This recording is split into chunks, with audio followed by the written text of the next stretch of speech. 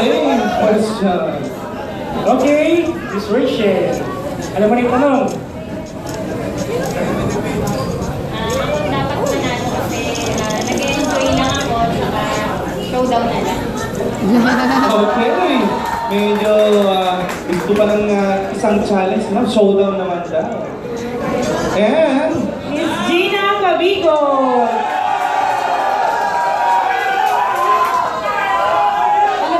Wait lang, good evening po.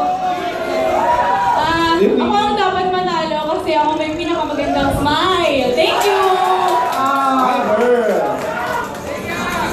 And yung pangulit natin, last but not the least, is Abigail Rino.